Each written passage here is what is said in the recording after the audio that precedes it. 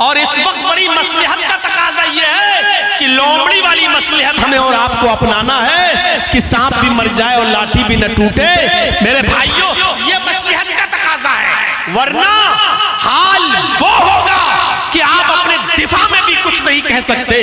جیسے ایک گھاٹ پر شیر اور بکری دونوں پانی پی رہے تھے، اور بکری کی طرف سے شیر کی طرف سے بہتا ہوا پانی بکری کی طرف جا رہا تھا۔ ایک تالاب تھا اور شیر جہاں پانی پیا وہاں سے بہتا ہوا پانی بکری کی طرف آ رہا ہے۔ شیر پی رہا، بکری بھی پانی پی رہی ہے۔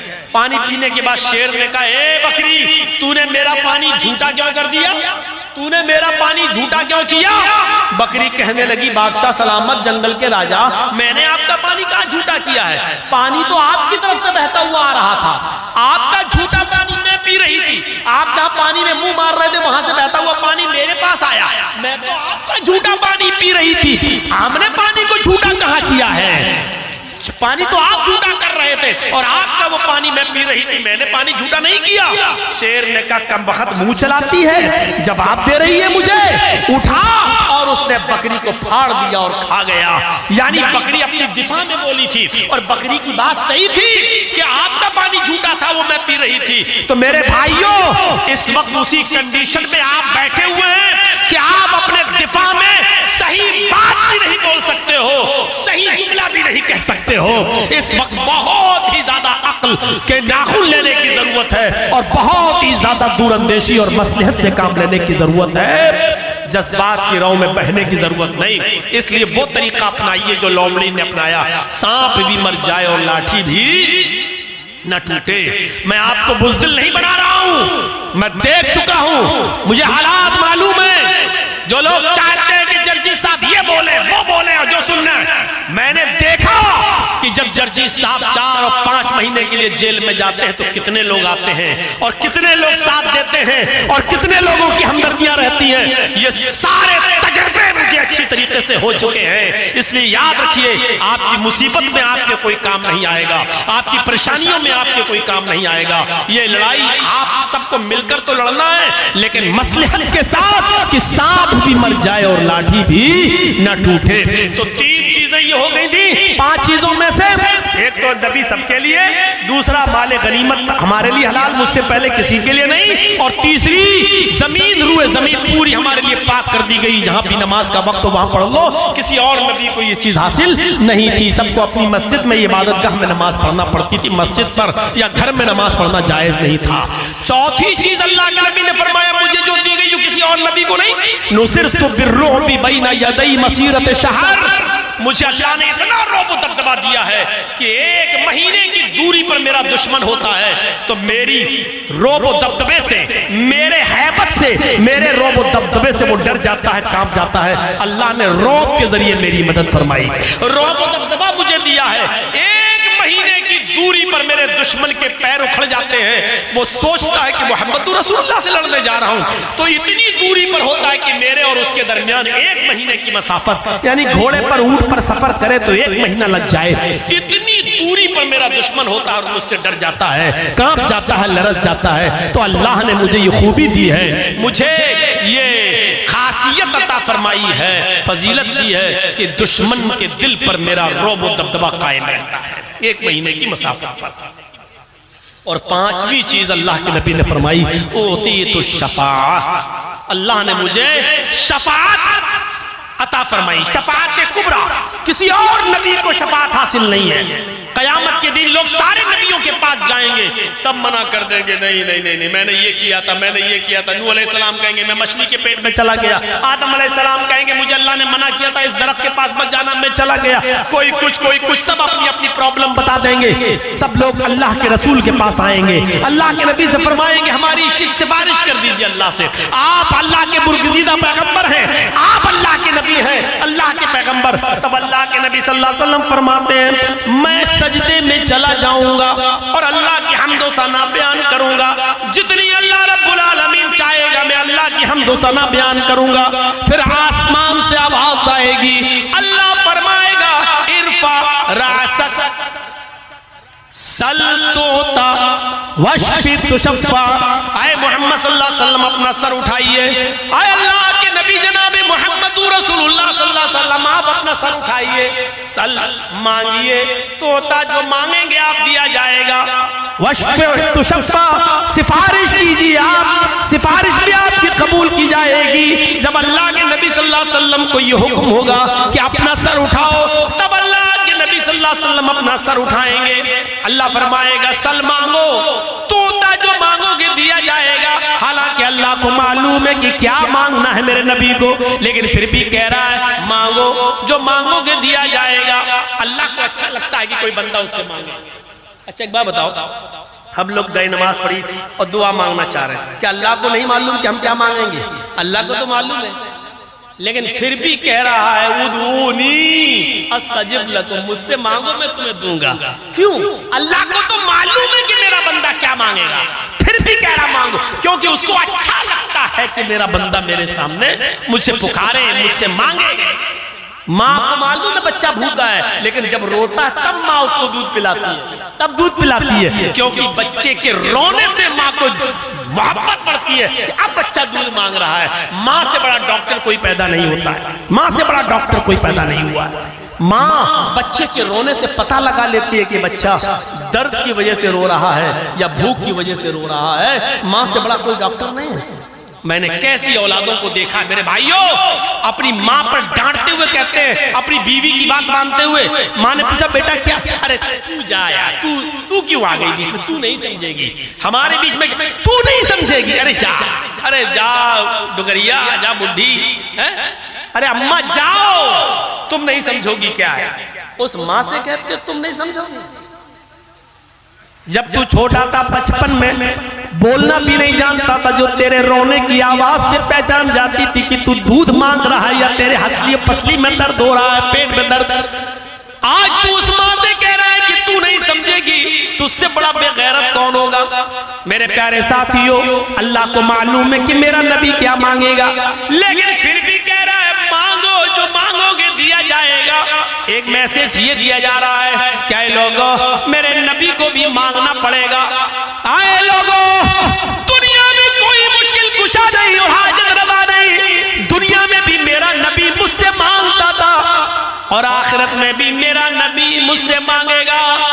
دینے والا میں ہی ہوں، میرے علاوہ انتم الفقراء، تم سب فقیر ہو، تم سب فقیر ہو، دینے والا میں۔ دنیا میں بھی سارے نبیوں نے مجھ سے مانگا، ایوب علیہ السلام نے صحت مجھ سے مانگی، آدم علیہ السلام جنت سے نکالے گئے، اپنے خطا کی اور غلطی کی معافی، ربنا ظلمنا انفسنا وَإِن لَمْ تَغْفِرْ لَنَا وَتَرْحَمْنَا لَنَكُونَنَّ مِنَ الْخَاسِرِينَ۔ یہ دعا مانگ کر مجھ سے مانگی، یہ دعا مجھ سے مانگی۔ یونس علیہ السلام نے دنیا میں مجھے پکارا، مچھلی کے پیٹ میں جب چلے گئے، لا الہ الا انت سبحانک انی کنت من الظالمین۔ نوح علیہ السلام نے مجھے پکارا، ابراہیم علیہ السلام کو جب آگ میں ڈالا گیا تو قلنا یا نار کونی بردا وسلاما علی ابراہیم، ابراہیم کے لیے آگ میں نے ٹھنڈی کی۔ یہ سارے نبیوں نے دنیا میں مجھے پکارا اور میں نے ان کو سنا، خود محمد رسول اللہ صلی اللہ علیہ وسلم نے مجھے پکارا ہے۔ جب جنگ بدر میں 313 ایک طرف اور 1000 سے زیادہ کا لشکر ایک طرف، یہ نہتے وہ ہتھیاروں سے لیس، جب یہ کنڈیشن دیکھی تو نبی اکرم سجدے میں گر گئے اور یہ دعا مانگنے لگے، اللہم لا تہلک حاذل اصابہ، ان تہلک حاذل اصابہ لن تعبد بعد اليوم قط العالمین۔ آج یہ مٹھی بھر جماعت 313 اگر ہلاک ہو گئی، برباد ہو گئی، روئے زمین سے مٹ گئی، تو اس زمین پر کبھی کوئی اللہ اللہ کہنے والا نہ ہوگا، کوئی تیرا نام لینے والا نہ ہوگا، کوئی تجھے پکارنے والا نہ ہوگا، کوئی تیری عبادت کرنے والا نہ ہوگا۔ سارے نبیوں نے دنیا میں بھی مجھے پکارا اور آخرت میں بھی مجھے پکارنا ہے۔ نبی محمد رسول اللہ بھی مجھ سے مانگیں گے، اے اللہ، تب اللہ کے نبی دعا کریں گے اور سفارش فرمائیں گے کہ اللہ فلا فلا کو، ان سب کو، ہمارے بھائی مسلمانوں کو، میری امت کو بخش دے۔ تب اللہ تعالیٰ جتنے لوگوں کو چاہے گا نبی کی سفارش قبول کر کے ان کو جنت کا حقدار بنا دے گا اور جنت میں بھیج دے گا، جنت میں داخل فرما دے گا۔ یہ مقام، یہ مرتبہ، یہ شفاعت اللہ رب العالمین نے محمد رسول اللہ صلی اللہ علیہ وسلم کو عطا فرمائی ہے۔ میں نے سورہ کوثر کی تلاوت کی ہے آپ کے سامنے، اس کو ایک مرتبہ پھر سنیے اور اس کے ترجمے پر غور کیجیے۔ اللہ تبارک و تعالی نے فرمایا کہ اِنَّا أَعْطَيْنَاكَ الْكَوْثَرَ فَصَلِّ لِرَبِّكَ وَانْحَرْ إِنَّ شَانِئَكَ هُوَ الْأَبْتَرُ۔ اے محمد صلی اللہ علیہ وسلم، ہم نے آپ کو خیر کثیر سے نوازا ہے۔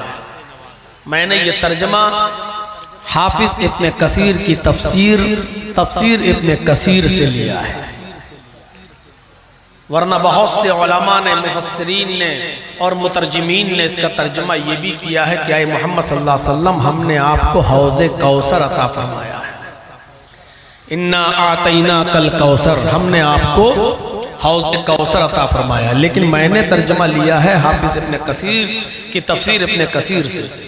حافظ ابن کثیر رحمت اللہ علیہ نے لکھا ہے کہ کوثر کثیر سے مشتق ہے، جس کا معنی خیر کثیر ہوتا ہے۔ یعنی اللہ تعالیٰ نے یہ بتانا چاہا کہ محمد صلی اللہ علیہ وسلم، ہم نے آپ کو صرف ایک ہی خیر اور ایک ہی بھلائی نہیں دی ہے، ایک ہی خوبی سے نہیں نوازا ہے، ہم نے آپ کو خیر کثیر سے، بہت سی خوبیوں سے، بہت سی بھلائیوں سے ہم نے آپ کو نوازا ہے۔ انہی بہت سی خوبیوں میں اور انہی بہت سی بھلائیوں میں حوض کوثر بھی ایک بھلائی ہے، خوبی ہے جو ہم نے آپ کو عطا فرمائی ہے۔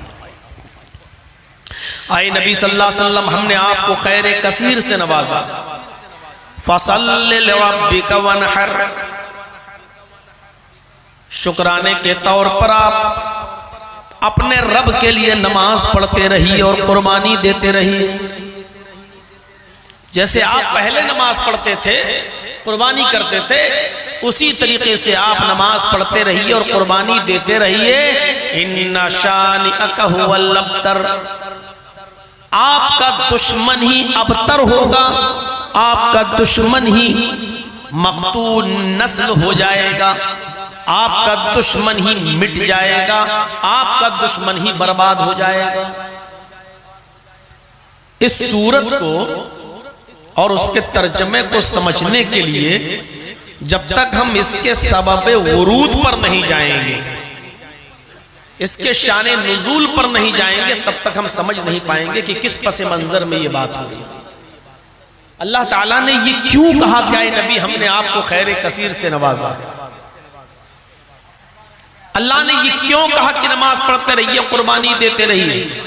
اللہ کس دشمن کی بات کر رہا ہے؟ کس کو کہہ رہا ہے کہ وہ آپ کا دشمنی ہلاک ہوگا، برباد ہوگا، ابتر ہوگا، مقتوع نسل ہوگا، بے نام و نشان ہو جائے گا، مٹ جائے گا، ہلاک ہو جائے گا؟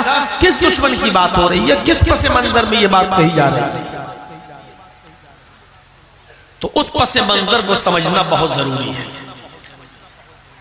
حافظ ابن کثیر رحمت اللہ علیہ نے لکھا ہے کہ نبی اکرم صلی اللہ علیہ وسلم کا جو پہلا نکاح ہوا تھا، پہلی شادی ہوئی تھی حضرت خدیجہ رضی اللہ تعالی عنہا سے، اس وقت نبی اکرم صلی اللہ علیہ وسلم کی عمر تھی 25 سال اور حضرت خدیجہ کی عمر تھی 40 سال۔ یہ پہلا نکاح نبی اکرم صلی اللہ علیہ وسلم کا جو ہوا تھا حضرت خدیجہ رضی اللہ تعالیٰ عنہ سے، اس وقت آپ کی عمر تھی 25 سال۔ ابن کثیر نقل کرتے ہیں کہ آپ کے 6 بچے حضرت خدیجہ رضی اللہ تعالیٰ عنہ سے پیدا ہوئے، اور سب سے پہلے بیٹا پیدا ہوا، اس بچے کا نام آپ نے رکھا قاسم۔ اسی جہت سے اللہ کے نبی صلی اللہ علیہ وسلم کو کہا جاتا ہے ابو القاسم۔ پہلے بچے کا جو سب سے پہلے پیدا ہوا اس کا نام تھا قاسم، لیکن یہ بچہ زیادہ دن تک زندہ نہیں رہ سکا اور حالت صغر سنی میں بچپنے میں ہی اس بچے کا انتقال ہو گیا۔ یہ بچہ رخصت ہو گیا، اس دنیا کو چھوڑ کر چلا گیا بچپن میں۔ اس کے بعد نبی اکرم صلی اللہ علیہ وسلم کو اللہ تعالیٰ نے 4 بیٹیاں عطا فرمائیں، ایک ایک کر کے۔ سب سے بڑی جو بیٹی تھی جو پیدا ہوئی خدیجہ کے بطن سے، اس بچی کا نام تھا زینب، اور اس کے بعد جو بیٹی پیدا ہوئی اس کا نام تھا رقیہ، اور اس کے بعد جو بیٹی پیدا ہوئی اس کا نام تھا ام کلثوم، اور چوتھے نمبر پر سب سے لاسٹ میں جو بچی پیدا ہوئی نبی اکرم کی بیٹی، اس کا نام تھا فاطمہ رضی اللہ تعالی عنہ۔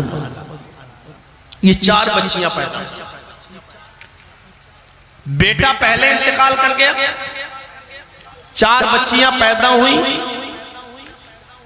اور اس کے بعد فاطمہ کی پھر ایک اور بیٹا ہوا۔ نبی اکرم صلی اللہ علیہ وسلم کا یہ تحقیق ہے ابن کثیر رحمت اللہ علیہ کی، کچھ لوگوں نے اختلاف بھی کیا ہے، مختلف رائے بھی ہیں، لیکن جو آخر میں جو بیٹا پیدا ہوا خدیجہ سے، چھٹا بچہ لاسٹ میں، اس کا نام تھا عبداللہ، جن کو طیب اور طاہر بھی کہا جاتا ہے، طیب اور طاہر ہے۔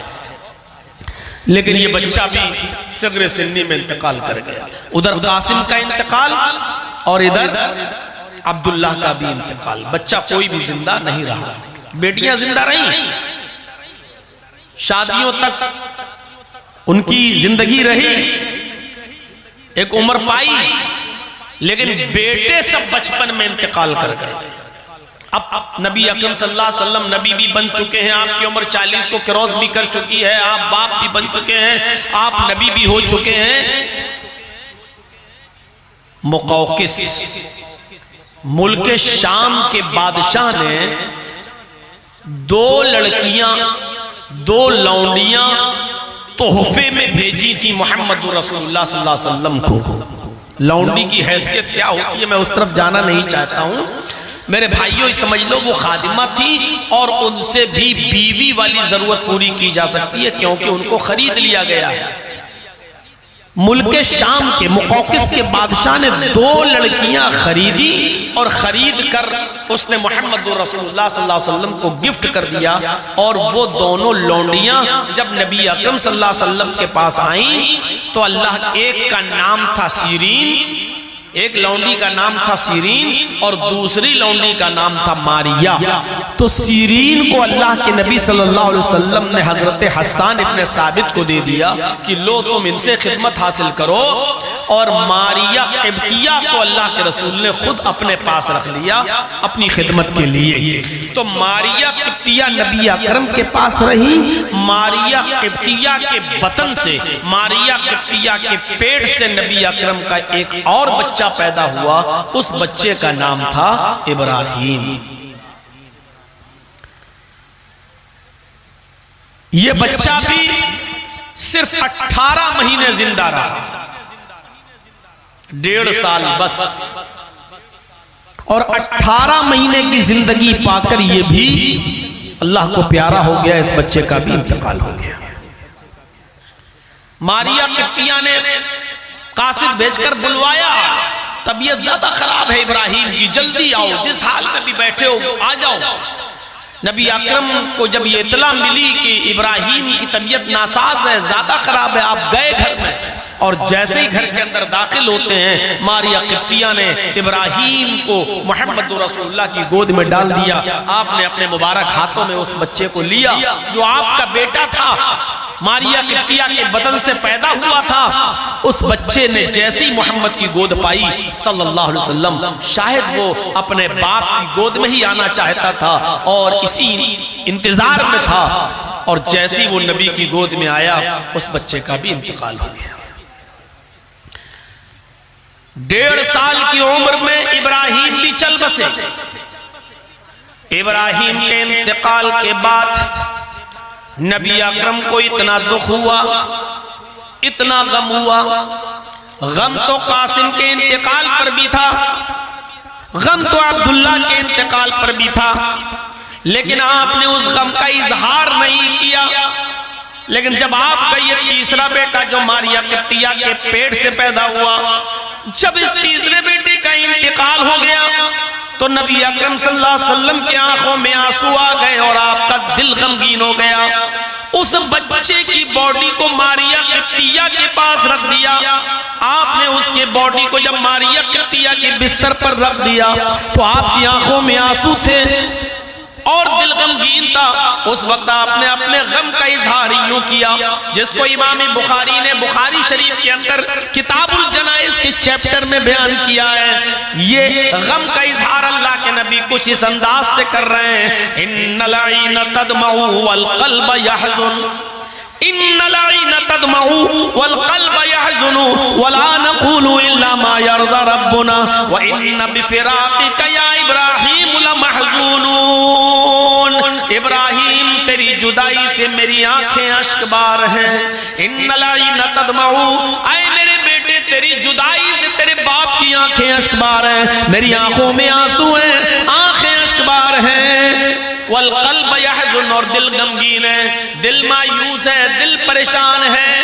اس غمگینی میں اور اس مایوسی کے عالم میں بھی میں اپنے رب کی دی ہوئی اور اس کی طرف سے نازل ہوئی اس قسمت پر راضی ہوں۔ وَلَا نَقُولُ إِلَّا مَا يَرْضَى رَبُّنَا، لیکن ہم اپنی زبان سے وہ جملے ادا نہیں کریں گے جس سے میرا رب ناراض ہو جائے۔ میں اپنی زبان سے وہ باتیں نہیں کہوں گا جس سے میرا مولا ناراض ہو جائے۔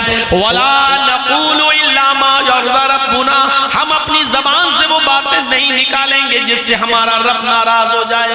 یعنی واویلا نہیں مچاؤں گا، ماتم نہیں کروں گا، ہائے وائے نہیں مچاؤں گا، گریبان چاک نہیں کروں گا، جاہلیت کے نعرے نہیں لگاؤں گا، لیکن اے میرے بیٹے تیری جدائی سے آنکھوں میں آنسو ضرور ہے، دل غمگین ضرور ہے، ہم وہ جملے اپنی زبان سے ادا نہیں کریں گے جس سے میرا مولا ناراض ہو جائے، جس سے میرا رب ناراض ہو جائے۔ وَإِنَّا بِفِرَاقِكَ يَا إِبْرَاهِيمُ لَمَحْزُونُونَ، لیکن ہائے میرے بیٹے تیری جدائی سے میں غمگین ضرور ہوں۔ آپ کے یہ جملے خود بتلا رہے ہیں کہ اللہ کے نبی صلی اللہ علیہ وسلم کو کتنا غم ہوا تھا، اور اسی غم کے موقع پر جب آپ کے آنکھوں میں آنسو ہو اور آپ کے پڑوس میں ابو لہب، ابو جہل، عاص بن وائل اور ان جیسے مشرکین مکہ اور کافرین جشن منا رہے ہیں، خوشیاں منا رہے ہیں۔ آپ بھی سوچئے کہ اگر آپ کے گھر میں کسی عزیز کا انتقال ہو جائے اور بغل میں جشن من رہا ہو تو آپ کے اوپر کیسے، اور وہ جشن بھی خوشی میں منایا جا رہا ہو، اس خوشی میں کہ محمد کا بیٹا مر گیا۔ سب سے زیادہ بڑھ چڑھ کر عاص بن وائل تھا اور ابو لہب، ان لوگوں نے یہ جملے ادا کرنا شروع کیے۔ جملے دیکھیے، ادھر اللہ کے نبی کی زبان سے جملے نکل رہے ہیں، بیٹے تیری جدائی سے میری آنکھیں اشکبار ہیں، بیٹے تیری جدائی سے تیرے باپ کا دل غمگین ہے، یہاں یہ جملے، اور ادھر کافروں کے جملے، ابو لہب، ابو جہل، عاص بن وائل کے جملے۔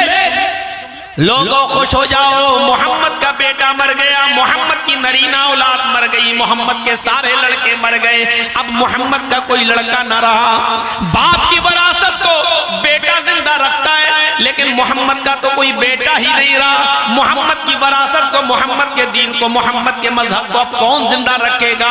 محمد کے مرنے کے بعد محمد کا دین بھی مر جائے گا، محمد کے مٹنے کے بعد محمد کا دین بھی مٹ جائے گا، اور جس دن محمد مرے گا محمد کا نام و نشان بھی ختم ہو جائے گا، کوئی محمد کا نام لینے والا نہیں ہوگا۔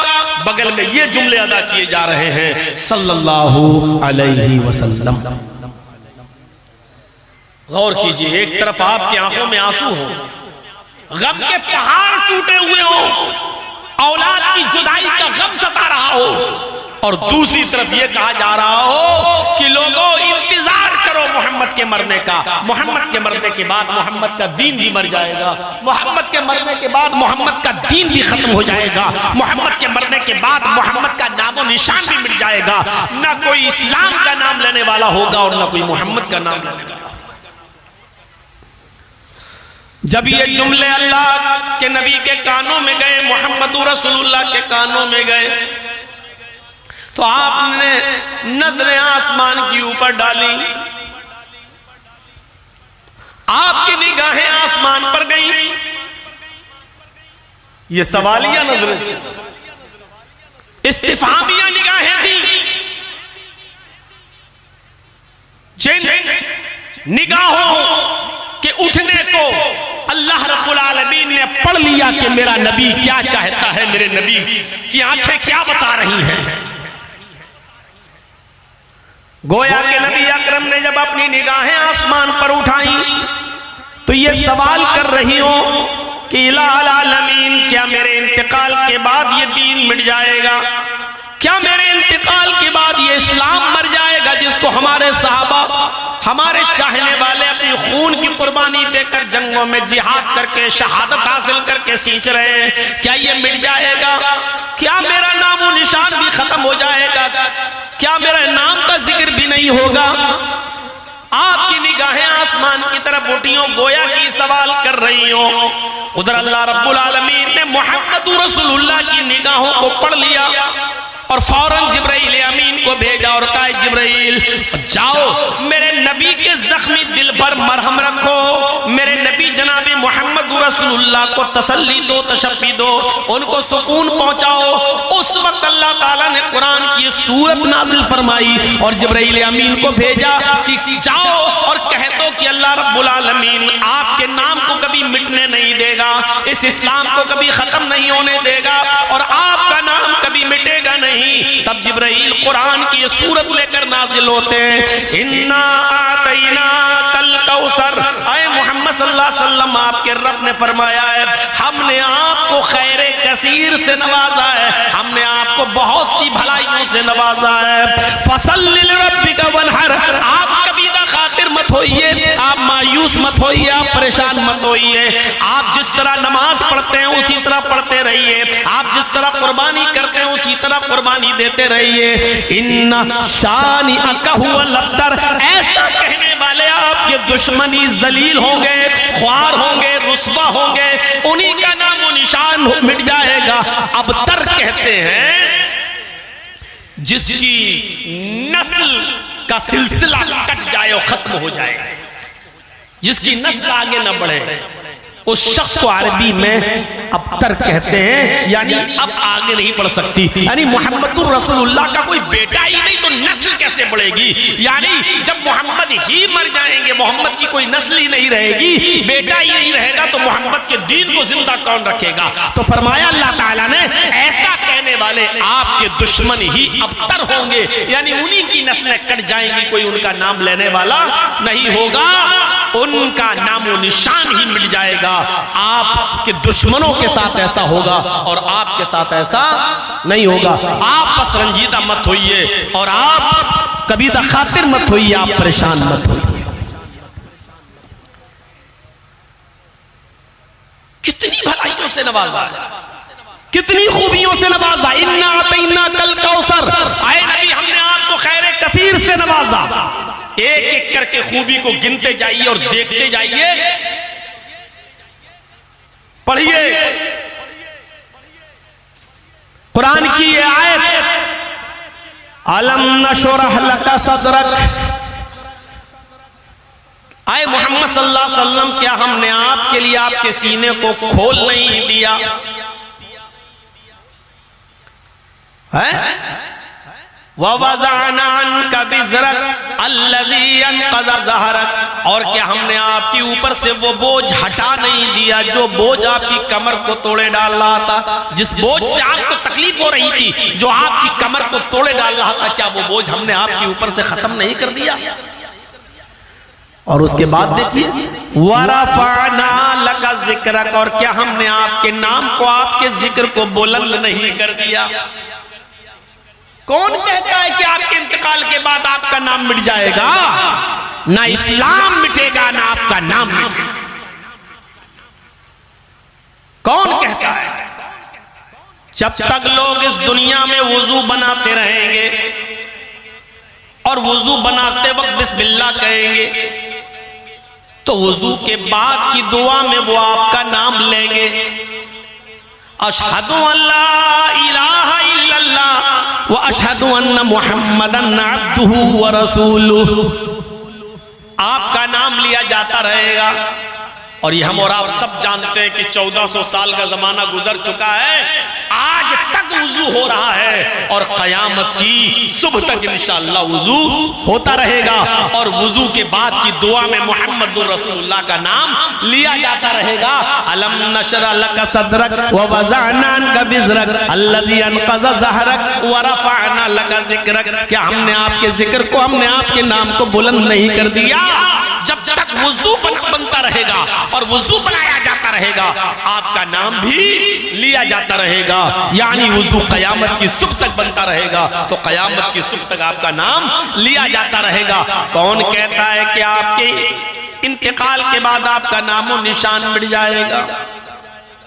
مسجد کی بلندی پر کھڑے ہو کر جب میرا کوئی بندہ اذان دے گا اور اذان کے کلمات بلند کرتے ہوئے جہاں میری عبودیت کا اعلان، جہاں میری معبودیت کا اعلان کرے گا، جہاں مجھے اللہ ماننے کا اعلان کرے گا، اشہدو ان لا الہ الا اللہ، جہاں وہ میری وحدانیت کا اقرار کرے گا، قسم ہے مجھے اپنے عزت و جلال کی، اس کی اذان اس وقت تک مکمل نہیں ہوگی جب تک کہ وہ میرے نام کے بعد آپ کا نام نہ لے لے، اشہدو ان محمد رسول اللہ، جب تک وہ آپ کے نام کے، میرے نام کے بعد آپ کے نام کا ذکر نہ کر دے، اس کی اذان بھی مکمل نہیں ہوگی۔ کون کہتا ہے کہ آپ کے انتقال کے بعد آپ کا نام و نشان مٹ جائے گا؟ جب تک کائنات کے اس کائنات عرضی پر میرا نام لیا جاتا رہے گا، آپ کا نام بھی لیا جاتا رہے گا، اور اذان قیامت کی صبح تک ہوتی رہے گی تو آپ کا نام بھی قیامت کی صبح تک لیا جاتا رہے گا۔ کون کہتا ہے کہ آپ کے انتقال کے بعد آپ کا نام مٹ جائے گا؟ اذان لا الہ الا اللہ پر ختم تو ہو جائے گی، میرے نام پر اذان ختم تو ہو جائے گی، لیکن اذان کے بعد کی دعا میں میرا بندہ آپ کا نام لے گا، اللہم رب ھذہ الدعوۃ التامہ والصلاۃ القائمہ آتی محمدا الوسیلہ والفضیلہ، وہ اذان کے بعد کی دعا پڑھے گا تو آپ کا نام لے گا۔ اے میرے حبیب، کون کہتا ہے کہ آپ کا نام و نشان مٹ جائے گا؟ انا اعطیناک الکوثر، ہم نے آپ کو خیر کثیر سے نوازا ہے، ہم نے آپ کو خوبیوں اور بھلائیوں سے نوازا ہے، اتنی خوبیاں اور اتنی بھلائیاں ہم نے آپ کے جھولے میں، آپ کے دامن میں ڈال دی ہیں کہ کوئی ان کو گن ہی نہیں پائے گا، آپ کا نام و نشان مٹ ہی نہیں سکتا ہے۔ کون کہتا جب تک میرا نام باقی رہے گا آپ کا نام بھی میرے نام کے ساتھ چلتا رہے گا؟ میرے بھائیوں، یہ اللہ رب العالمین اپنے نبی کو اشارہ کر رہا ہے، انا اعطیناک الکوثر، ہم نے آپ کو خیر کثیر